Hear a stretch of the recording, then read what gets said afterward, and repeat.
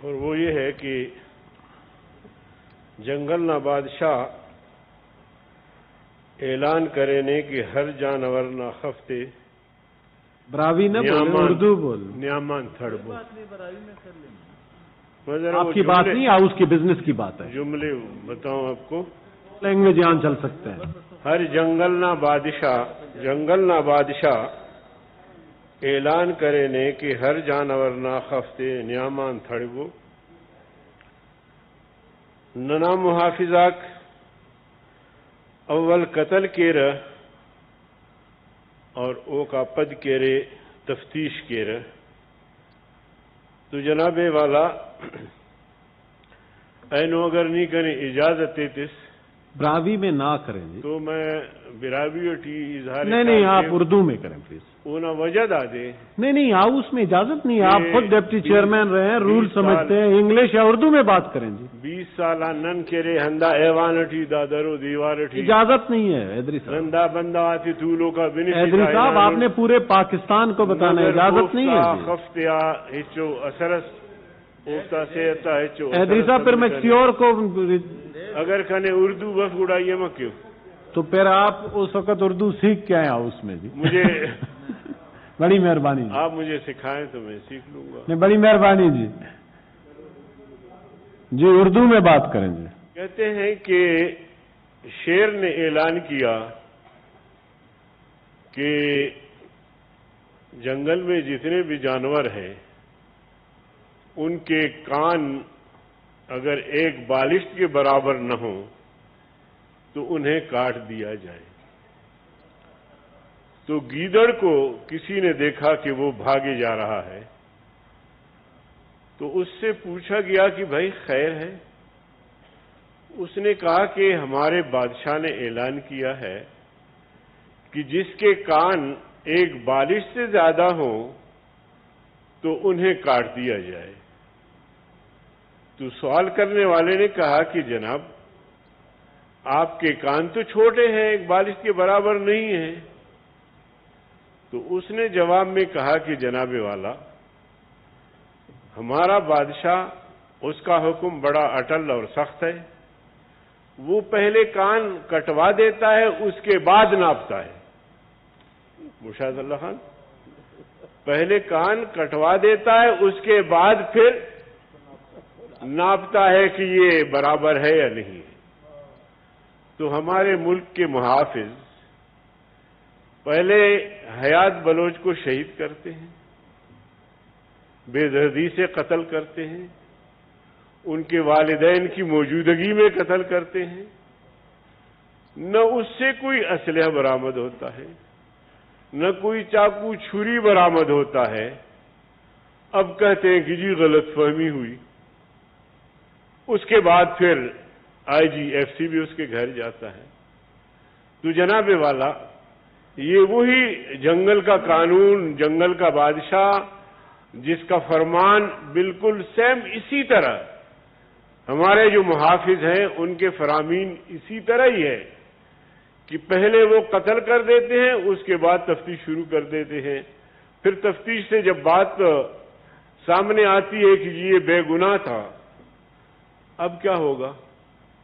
اس غریب دیہاتی کا تو گھر اجڑ گیا، اس کے آنکھوں کے سامنے جو ایک روشنی تھی وہ بجھ گئی.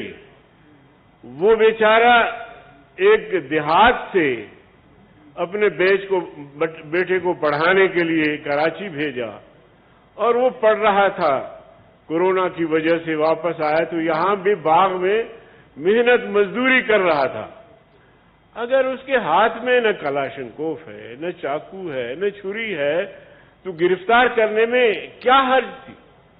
اس کو گرفتار کر لیتے، اس کی تفتیش کر لیتے، اور اگر خدا نہ خواستہ وہ اس دھماکے میں ملوث تھا سرعام اس کو لٹکاتے. کیا ہم نے پہلے کون سا کوئی ان لوگوں کے لیے تیر مارا ہے جو اب شاید پتہ نہیں پاکستان کے نظام کو ہم درہم برہم کرتے. سینکڑوں ہزاروں کی تعداد میں لوگ بلوچستان میں، بلوچ، پشتون، خیبر پختونخوا میں آج تک غائب ہے. ہم نے کون سا ملک کے نظام کو درہم برہم کیا؟ تو جناب والا یہ یہاں جو ایف سی کا راج ہے بلوچستان میں، بلکہ بلوچستان کی جو تمام انتظامات جو ہے وہ ایف سی اور ہمارے جو آرمی کے جوان ہیں وہ چلا رہے ہوتے ہیں۔ میں تو یہاں تک کہتا ہوں کہ جو صوبائی حکومت ہے ان کے اختیارات بھی سلب ہے، اسکیمات تک بھی وہاں سے جب تک منظوری نہیں ہوتی تو یہ سارا کچھ۔ تو جناب والا بلوچستان، مجھے اگر آپ 2-4 منٹ بولنے دیں، میں تھوڑی سی آپ کے سامنے تاریخ رکھنا چاہتا ہوں۔ پوائنٹ آف پبلک امپورٹنس پہ شارٹ بات کیا کریں، باقیوں کو بھی بولنے کا موقع دیں۔ میرے بھائی بولیں گے، روز بولیں گے، لیکن یہ بڑا حساس روز ان کو بولنے کا موقع ہی آپ نہیں دیتے۔ حیات بلوچ کی شہادت پر پورے ملک میں، لاہور میں بھی میں دیکھ رہا تھا کہ وہاں بھی اسٹوڈنٹ سڑکوں پہ نکلے ہیں، کراچی میں، خیبر پختونخوا میں، یہاں ہر جگہ۔ تو یہ بڑا حساس مسئلہ ہے، اور یہ اگر اس کا تدارک نہیں ہوا تو یہ ایک سنگین مسئلہ بھی اختیار کر سکتا ہے۔ میں مولوی ہوں، جمعیت علماء اسلام کا سیکرٹری جنرل ہوں۔ میں ان چیزوں، بہت ساری ایسی چیزیں ہیں جو ان پہ میں یقین نہیں رکھتا، لیکن جو حقائق ہیں میں وہ آپ کے سامنے رکھنا چاہتا ہوں کہ بلوچستان ہمیشہ اس الزام کے زد میں کبھی فوج کشی ہوئی ہے، کبھی نوجوانوں کو گرفتار کر کے غائب کیا گیا ہے۔ جناب والا، جب پاکستان کا حصہ بنا بلوچستان، اس وقت خانہ قلات نے یا جو سرداران قوم تھے انہوں نے ڈیمانڈ کیا حکومت پاکستان سے کہ جی ہمارے ساتھ جو معاہدات ہوئے ہیں ان پر عمل درآمد ہونا چاہیے، لیکن آپ کو معلوم ہے کہ عمل درآمد کے بجائے انہوں نے خانہ قلات اور اس محل پہ حملہ کیا۔ آج بھی توپ کے گولوں کے نشان وہاں موجود ہیں۔ پھر سرداروں کو گرفتار کر کے پھانسی دی گئی، آپ کو پتہ ہے۔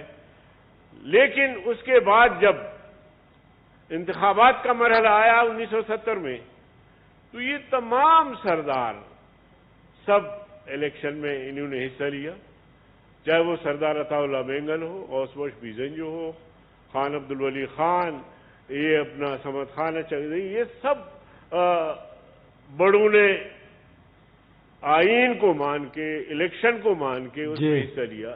میں 2 منٹ اور لوں گا۔ اس کے بعد جناب والا 73 میں کیا ہوا، وہ ساری تاریخ آپ سب کے سامنے ہے۔ منتخب حکومتوں کو ہٹایا گیا اور قائدین کو پابند سلاسل کیا گیا۔ جب ضیاء الحق کا دور آیا تو اس نے عام معافی کا اعلان کیا، اور آپ نے دیکھا کہ 88 میں پھر ان سب سرداروں نے، سیاسی جماعتوں نے، جمعیت علماء اسلام سمیت سب نے الیکشن میں حصہ لیا۔ 85 میں نہیں لیا اس لیے کہ غیر اصولی، غیر آئینی الیکشن تھا، غیر جماعتی بنیادوں پر الیکشن ہو رہا تھا۔ تو اگر یہ لوگ ملک دشمن ہوتے تو پاکستان کے الیکشن کو کیوں قبول کرتے؟ پاکستان کے آئین کو کیوں قبول کرتے؟ الیکشن میں حصہ کیوں لیتے؟ یہ ان سب نے حصہ لیا، نواب اکبر بگٹی تک حصہ لیا، حکومت سازی ہوئی، یہ سارا سلسلہ چلتا رہا 1990 سے 2000 تک۔ 2000 کے بعد جب انتخابات 2002 میں ہوئے، صاحب آپ کوئی ٹول لائیں ہاؤس میں اس پہ ڈسکس کریں۔ 2002 میں جب انتخابات ہوئے تو جناب والا پھر ان تمام جماعتوں نے الیکشن میں حصہ لیا۔ 2006 میں نواب اکبر خان بگٹی کا قتل۔ میں کہتا ہوں کہ آخر یہ الزام کب تک بلوچستان پر، بلوچستان کے عوام پر لگتا رہے گا اور اس زمین میں نوجوانوں کو قتل کیا جائے گا؟ تو اس لیے میں کہتا ہوں خدارا اس خول سے باہر نکلے۔ آج بھی جو ہمارے بچے اور بچیاں جو مظاہرہ کر رہے ہوتے ہیں وہ کہتے ہیں کہ ہم ریاست کے خلاف نہیں ہیں، ہم پاکستان کے خلاف نہیں ہیں۔ ہمارے ساتھ جو کچھ کر رہے ہیں وہ ریاستی ادارے کر رہے ہیں اور جان بوجھ کے کر رہے ہیں۔ تو اس لیے میں کہنا چاہوں گا، آج اس فلور پر کہنا چاہوں گا کہ خدارا اس خول سے باہر نکلو۔ اتنا پنجاب کے لوگ محب وطن ہیں، بلوچستان کے لوگ بھی اتنے محب وطن ہیں، لیکن اگر ان کے نوجوانوں کو ماں باپ کے سامنے آپ قتل کریں گے تو کیا آپ کو گلدستے پیش کریں گے؟ آپ سے نفرت نہیں کریں گے؟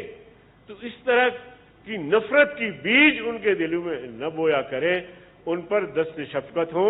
اگر کوئی خدا نہ خواستہ کسی پہ الزام بھی ہے تو آپ کے قید خانے ہیں، جیل خانے ہیں، عقوبت خانے ہیں، اور جناب والا اس میں آپ اس قسم کے اقدامات کر سکتے ہیں۔ تو میں آپ کا شکریہ ادا کرتے ہوئے پھر یہی کہوں گا، ریاستی اداروں سے بھی کہنا چاہوں گا کہ وہ ایسی حرکتیں نہ کریں جس سے ملک کی بدنامی بھی ہوتی ہے، جس سے قومیتوں میں نفرتیں بھی پیدا ہوتی ہیں۔ تو لہذا اس کا تدارک ہونا چاہیے۔ بہت شکریہ جناب۔